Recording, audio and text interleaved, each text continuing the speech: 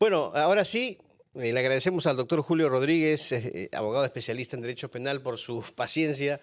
Está aquí con nosotros en los estudios de RPP. Doctor Rodríguez, nuevamente muy buenos días y gracias. Gracias por su visita. Muy buenos días, ambos. Un placer para mí estar con ustedes. Buenos días, Quería doctor Rodríguez. empezar yo acerca de lo que ha sido la noticia, evidentemente la captura de este delincuente conocido con el apelativo del Monstruo. Ahora, en primer término, ¿qué es lo que más conviene para su traslado al Perú? ¿La extradición o la expulsión? ¿Cuál es el trámite aquí? Y en segundo término, por los delitos que se le imputan a este sujeto, ¿qué pena merecería? A ver, Carlos, lo que significa claramente para el Perú un procedimiento mucho más celero es que inmediatamente se le expulse. Y para eso hay que hacer una verificación en esencia migratoria, cómo ingresó a territorio de Paraguay. Y si lo que sospechamos es lo que ha sucedido, es decir, que ingresó irregularmente, no por el procedimiento a través del control migratorio, lo que tendría que hacer Paraguay es inmediatamente expulsarlo. El Perú tendría que esperarlo en donde Paraguay nos indique, a efectos ya de conducirlo a los calabozos del Poder Judicial para que se determine la audiencia que corresponde, que es la audiencia de identidad, y ahí se le clasifique y se le mande un penal inmediatamente para que posteriormente a ello comience su juzgamiento, ¿no? ¿Y la pena que merecería? Los delitos que se le imputan, tiene varios delitos con pena de cadena perpetua. Entonces es obvio que lo que le va a tocar es cadena perpetua. Ahora, ¿qué se puede decir sobre la referencia que se ha hecho a supuestos eventuales malos policías que habrían colaborado para que se escape, pasando la información sobre los operativos policiales, sobre todo en marzo, tal y como ha sido afirmado por el señor Luis López, jefe de la Policía Criminal de Paraguay? Bueno, si esto es así, estamos hablando de corrupción, una corrupción especial que tiene una pena hasta 15 años, actos de obstrucción a la justicia y de encubrimiento. Todo eso tendrá que verificarse y si se verifica, pues la punibilidad que podrían alcanzar estas personas superaría los 20 años. Entonces, estamos hablando de una gravedad importante y que evidentemente ya es misión del Ministerio del Interior esclarecer estos hechos, porque si la fuente es una fuente externa, es una fuente que tiene fiabilidad, necesariamente tienen que hacerse las investigaciones en el ámbito administrativo y la Fiscalía también tendría que iniciar lo mismo a efectos de establecer si es que han habido malos efectivos de la policía, que lamentablemente los hay, y que pues tienen que responder a la justicia tomando en consideración que se trata de una persona que lideraba una organización criminal de las más violentas en el cono norte de Lima. Doctor, hablando de otros temas, también esta semana se ha iniciado el juicio a la exalcaldesa de Lima, Susana Villarán. Ella ha dicho que sabía de los aportes, decidió ocultarlo junto con José Miguel Castro, que ya falleció lamentablemente, pero que además ha dicho que se le está juzgando a ella por no haber hecho un gobierno a favor de los más poderosos, entre otros argumentos. Pero yendo a la acusación propiamente dicha, ¿cree usted que existen los sustentos necesarios como para que prospere la acusación fiscal y se le pueda declarar culpable a Susana Villarán por los delitos que se le imputan? Mira, Carlos, también en algún momento lo hemos conversado acá con don Fernando. Probablemente conjuntamente con el caso de Toledo, con el caso de Vizcarra y con el caso de PPK, sean los casos más sólidos que tiene la Fiscalía. Y esta solidez está vinculada a que se ha acreditado la ruta del dinero, dónde estuvo el dinero depositado, cómo este dinero fue trasladado, quién lo recibió y el destino del mismo. Y en todos esos casos tienen un denominador común. Fueron funcionarios públicos que recibieron dinero, coimas, en ejercicio de función. Eso es lo que fueron estos funcionarios. En el caso Villarán, no hay duda, Villarán ha reconocido. Y ella recibió ella, Castro y las demás personas que la Fiscalía ha identificado. La acusación ha sido de público conocimiento y hay varios estamentos en la municipalidad que son los que están involucrados en el proceso, que conocían de toda esta pues, fuente ilegal de financiamiento de una campaña cuando ella era alcaldesa. Pero el punto fuerte, perdón, doctor, aquí sería... a ver, no sé si me equivoco, no tanto el aporte, porque ellos van a decir que no sabían que eran ilegales, ese es el argumento. Porque han habido declaraciones de testigos, ¿cierto?, aspirantes a colaboradores eficaces también, que señalan que esto fue una contraprestación a beneficios que recibieron tanto Odebrecht y OAS. Leo Piñeiro dijo eso, aunque no sé, su declaración no ha sido considerada válida.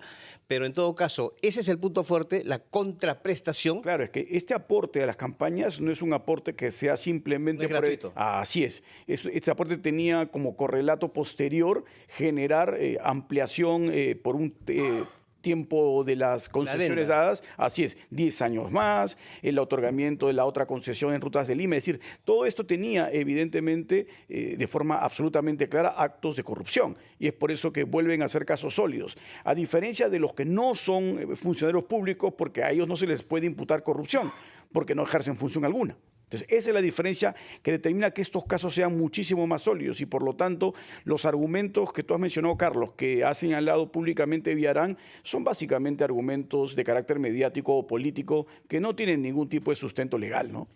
Es evidente, y ella misma lo ha reconocido, que ha recibido dinero o ha permitido que se reciba. Pero el contrato inicial data de antes de ella, creo que de la primera gestión de Luis Castañeda. Y después de ella regresó Castañeda y también hubo diligencias con OAS. Quisiera que nos dé datos, por favor, sobre todo el proceso de OAS con la Municipalidad de Lima antes, durante y después de la gestión municipal de Susana Villarán. Vamos a hacer una pausa y retomamos después de ella nuestra conversación con el abogado penalista Julio Rodríguez. Estas informaciones, Carlos, retomamos nuestras preguntas entonces al abogado penalista que está con nosotros. Yo quería preguntarle el contrato de OAS, porque aparentemente OAS es la empresa brasileña que ha dado más dinero a Susana Villarán. Se habla de $8 millones, 8 millones, y Odebrecht 3. Correcto. Es muchísimo, 3, pero 8 es más. Parte de ese dinero ha sido destinado directamente a publicistas brasileños, el señor Luis Fabre y el señor Garreta, de manera que no sé cómo se ha podido dar con ese circuito del dinero si no ha entrado a manos peruanas nunca, pero parece que está establecido que es así. Yo por eso quisiera saber qué papel puede jugar en este juicio la actitud extraña del señor Leo Piñeiro, responsable de OAS, y el manto de impunidad que se ha cernido sobre la justicia brasileña respecto del caso Lava Jato desde que al menos el presidente Lula llegó al poder por tercera vez. A ver, mire usted, don Fernando. Lo que sucede es que ahí lo declara en su oportunidad José Miguel Castro, diciendo que en Brasil se llegó a ese acuerdo, en donde se sentaron con los publicistas brasileños, había un costo, ese costo dijeron que tenía que asumirse, y ahí es donde interviene OAS y le dice, no te preocupes, ese costo lo asumo yo. Entonces, parte de esos 8 millones. Así es, para pagarle a Fabre. Creo, varios millones esos publicistas. Correcto, ¿no? Así es. Entonces ya hubo una aceptación.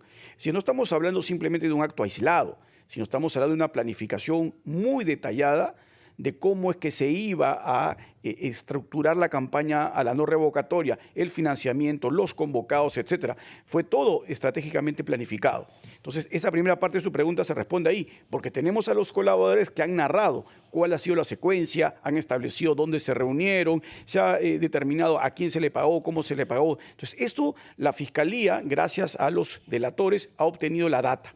En lo que corresponde a lo que usted dice, ¿qué ha pasado en Brasil? Bueno, evidentemente, en Brasil este fue, sin ninguna duda, uno de los casos de corrupción más grandes de su historia y probablemente el caso de corrupción más grande de la región. Entonces, involucró a presidentes de muchos países. Lo lamentable ha sido que en Brasil hubieron algún tipo de errores en la tramitación de los procedimientos. El cambio de gobierno definitivamente favoreció porque tuvimos al actual presidente de Brasil involucrado en estos casos y con detenciones.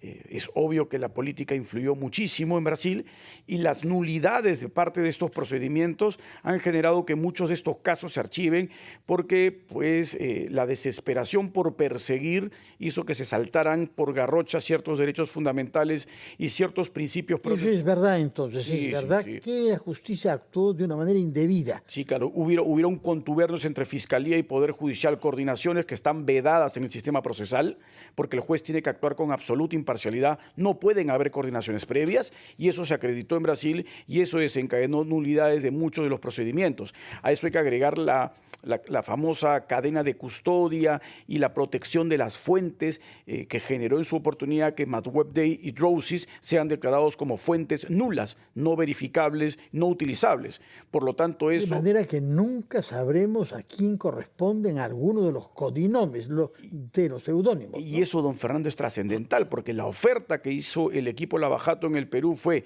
yo llego a un acuerdo con los funcionarios de las empresas brasileras porque lo más importante es conocer todo. Sí. Eso fue su justificación permanente. Sí. Voy a saber quiénes son todos los corruptos. Es verdad que era el objetivo prioritario aún más que la reparación, ¿no? Correcto. Bueno, eso el día de hoy no solo no va a ser alcanzado, sino que evidentemente va a resultar un problema gravísimo, porque Brasil ya no está colaborando. Sí.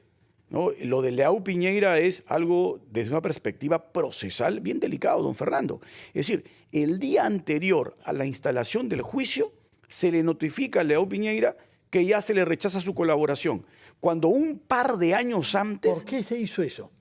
¿Por qué se rechazó la colaboración eficaz? Porque no hubo un acuerdo supuestamente en la pretensión civil. ¿Y eso favorece a Susana Villarán? Obviamente que favorece a Susana Villarán. Es un punto a favor de ella. Pero mire usted, don Fernando, la corroboración se cerró hace más de 2 años atrás. Es decir, no pudo haber un arreglo económico en ese periodo de tiempo. Pero tampoco con el señor Castro, hoy difunto, se llegó a cerrar, creo, su candidato oficial. No, era aspirante, era aspirante. Pero la de Piñera era mucho más temprana, su inicio y su cierre. Bueno. Y lo otro es, ahí hay una responsabilidad de la Fiscalía, porque si no se pone de acuerdo Procuraduría con el imputado, quien decide la reparación civil es el fiscal. Pelea por todos los medios y vamos a reanudar nuestra conversación con el doctor Julio Rodríguez, abogado especialista en Derecho Penal. Estábamos hablando acerca del juicio a la exalcaldesa de Lima, Susana Villarán. La pregunta, doctor, es, el señor José Miguel Castro, ya fallecido, dio testimoniales, fue interrogado en más de una oportunidad por la Fiscalía y estaba aspirando a la colaboración eficaz. Con su muerte, lo que él declaró puede ser empleado en el juicio como evidencia para sustentar la acusación de Susana Villarán, ¿o ya no? A ver, hay que ser bien claros. Todo lo que esté contenido exclusivamente en el cuaderno de colaboración que no llegó a ser aprobado, no puede ser utilizado. Nada de lo que ha declarado. No, nada de lo que esté allí, nada de lo que él haya aportado en su momento para buscar corroborar su versión.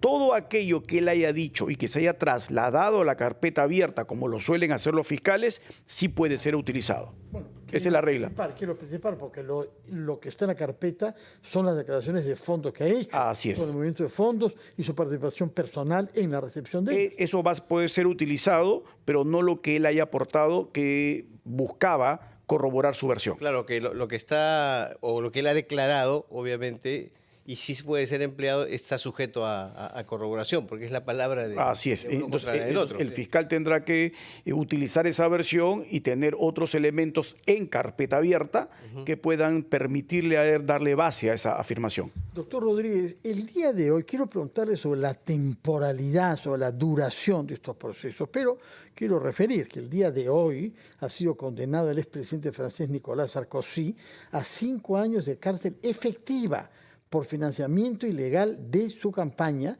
habiendo recibido aparentemente 50 millones de euros de Libia, la Libia de Gaddafi, el dictador entre tanto ejecutado.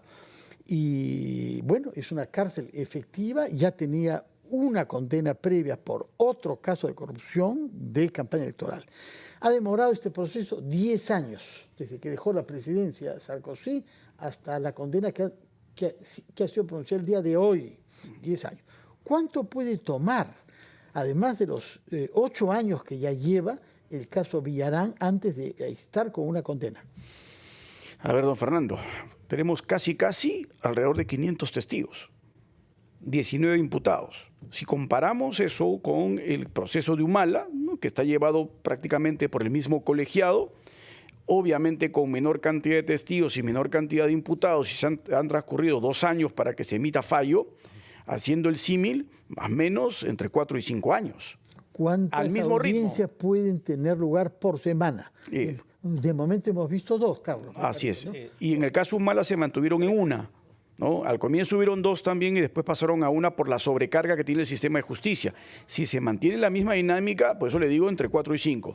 Si no es así y esta dinámica acaba siendo más concentrada en audiencias semanales, podría reducirse el plazo para tratar de buscar que sean pues 2 años y medio, 3. Bueno. Pero eso va a depender de que al Poder Judicial se le den los recursos correspondientes, que es lo que hemos conversado tantas veces. Sin recursos y sin infraestructura, el sistema de justicia no puede operar en tiempos razonables. Muchas gracias por su presencia y por la paciencia que ha mostrado para permitirse interrumpir por los temas de actualidad que hemos tenido que abordar. Muchas gracias y muy buenos días, doctor A usted, Julio